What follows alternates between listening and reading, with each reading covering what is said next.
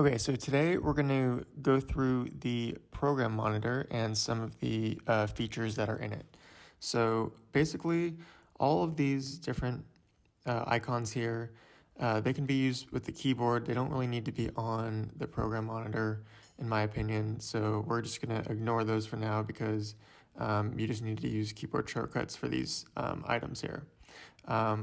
Although the export frame, that one you don't use, you're probably not going to use very often. So that's basically just taking a picture of whatever is on the screen.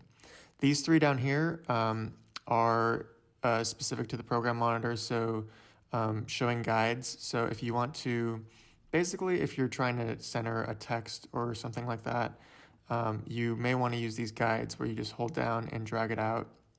And then you can make sure you're, centering these in the different spots that you want them. Sometimes you have to do math here because it says you get a number there like 282 of where it is in the program monitor. And then if you want to get rid of them, you just go up here, clear guides, and they're gone.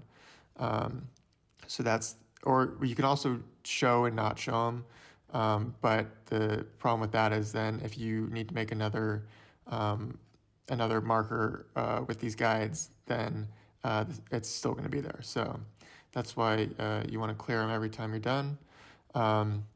This is the safe margins. Again, if you're trying to measure text and you want to make sure it fits in a certain aspect ratio, you're going to want to use these safe margins on the program monitor.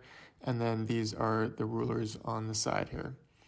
Some other things this is the zoom level. So again, if you want to be really precise in things, you can zoom in to the program monitor and the text, and that way you can really measure up if you want to be measuring something as opposed to fitting the whole thing in. It's a little harder to measure them with the guides. And then this is the playback resolution. So if it's stuttering and it's not playing very clearly, then you can go half resolution or quarter resolution in that selection there. And then these are just a lot more settings that we don't need to go through right now, all of these, but the one that I do want to highlight is the overlays, which shows different time codes for certain things. So that can be important if you want to be precise on those time codes. But that's a quick overview of the program monitor in Premiere.